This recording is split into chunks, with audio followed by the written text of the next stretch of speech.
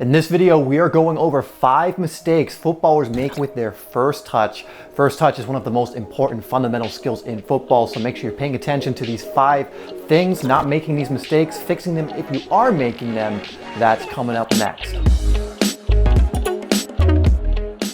Really quick, guys, before we get started, I would like to thank the sponsor of this video, OneFootball, which you can download for free down below in the description. OneFootball is an incredible app for all football fans that want to keep up to date on the latest results internationally and at club level, keep up with your favorite club, your favorite national team. They also even have video compilations of different things, which I think is actually really cool. One of my favorite features on this app. Again, this app is absolutely free, and it's just a must for any football fanatic that wants to make sure they know what's going on in the world of football. So make sure you give some love to OneFootball by downloading it for free down below in the description. Without further ado, let's get into the rest of the video. Also, guys, before we get started, be sure to download my free ebook, Game Changer, 33 Ways to Improve Your Game and Stand Out on the Pitch, if you haven't already. So without further ado, let's get into the very first one, starting in reverse order with number 5. Now, number 5, we're starting off pretty simple, and it's using the wrong part of your body.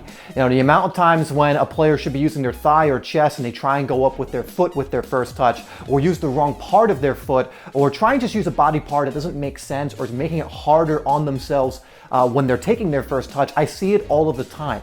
Now, obviously, this takes a lot of practice so you can become good at taking a first touch, improve your ball control with every area of your body that you're allowed to use. But for example, if the ball's at chest height and that's the simple control to do, and you're trying to lift your leg up there in order to do it, and again, sometimes that'll happen where you can't get your chest on it in time and it's reflex or whatever else. But you want to know which part of the body to use in different situations. That's just going to make it more likely that you'll take a good first touch. So to keep that in mind, you know, there are times to use your thigh over a part of your foot. There are times to use the outside of your foot instead of your inside, or the inside instead of the top or outside. So learn what these situations are and don't overcomplicate your first touch, which a lot of players will do in different situations when a simple control is what's necessary.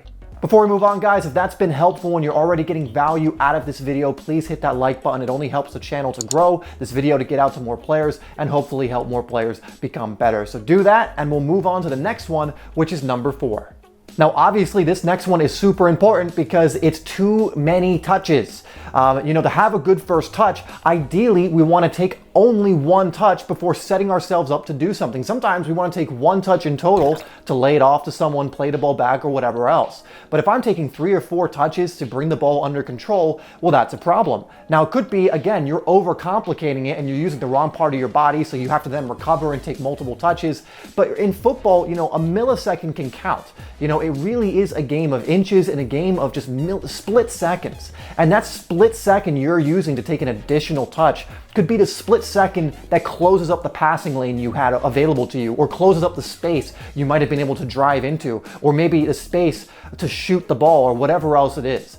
And so this comes down to training as well, learning to be able to do as many things as you can, taking only one touch. This is why training this area is so essential. Being able to control the ball with multiple different parts of your body. For example, if the ball's coming to you over the top and you don't know how to control it on your chest well, so you go to do that, but then have to take multiple touches and say it takes you away from goal or whatever else, and now you can't shoot on the next touch, well, you probably miss an opportunity to score. But if you're really good at taking your first touch, you don't need to take additional touches, one off the chest and then volley and score. Well, now you see the difference there, right? It could be the difference between scoring, the difference and not scoring, the difference between losing the ball and not losing the ball. So it's essential that you learn to bring the ball under control in one touch ideally. And again, this just comes from training over and over and over again. So number 3 is too far in front.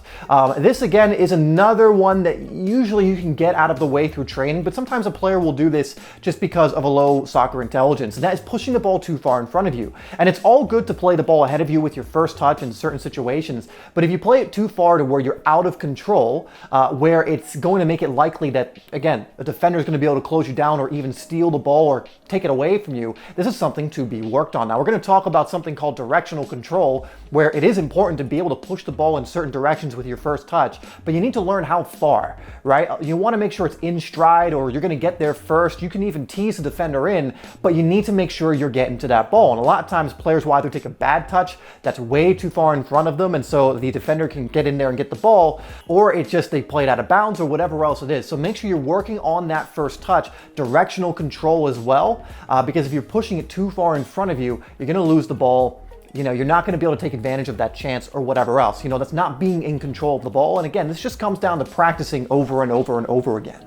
Now, number two is essentially the direct opposite, and it's not taking advantage of space. Again, a lot of players will have even a simple pass played to them, and they'll control it into their feet and then take another touch. Or they'll be a little bit slow with the ball when there's space they can move into and take that touch into. Of course, I just went over the opposite, but a lot of players will do this. For example, the ball switches and there's so much space to take your first touch into, but they'll stop it at their foot, maybe step on it, and then start to move instead of taking that touch in stride or taking it with them immediately and putting the defense under pressure. This is a part of first touch as well. You want to be able to have that ability to take advantage of space as quickly as possible. Like I said, this is a game of inches. This is a game of split seconds, and that split second where you actually take advantage of that space instead of having to take multiple touches to control it or bring it down. Sometimes that might be necessary, but if you can and you're skilled enough in this area, you'll be able to take that first touch in the direction you want to go when the space is available. And that split second can sometimes make all of the difference. And number one is directional control. And this is more of a little soccer intelligence coming in as well, because you want to think about which direction do I need to take the ball with my first touch. Now, not only in exploiting space like we went over, but this could be in protecting the ball. This could be in beating an opponent. You know, there are so many ways to actually beat a on-rushing opponent with your first touch. And a lot of players don't think about this. You know, a disguised touch that takes the ball the other way and breaks the defender's momentum. You know, a touch, you know, where the defender's on your back and you can spin them. You know, spinning a player with certain turns is also a part of first touch. Being able to do the outside turn, inside spin. When you're really good at these, you can actually beat opponents with that first touch. Another one that's underrated is being able to shield the ball immediately after your first touch. So let's say I'm getting a throw in and there's a guy rushing towards me. If I can take my first touch, so I'm going like this and protecting the ball, well, that's only going to help me. And a lot of players will lose the ball, and I see it all the time, because they won't protect the ball or take their first touch in a certain direction to protect the ball or get away from the defender and create separation. I'll see them lose the ball because they take their first touch into their feet when they shouldn't,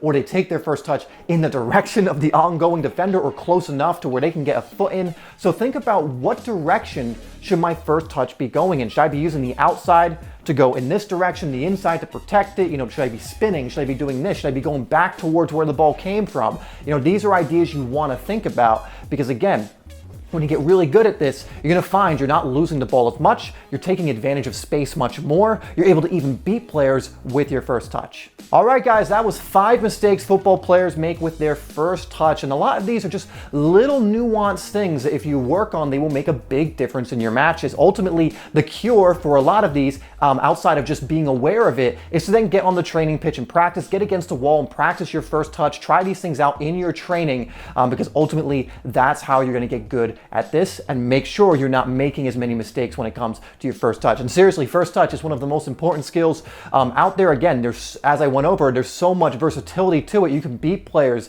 escape danger, take advantage of space. There's a lot of different things you can do when your first touch is really, really good. Anyways, thank you so much for tuning into this video. And as always, I'll see you in the next one.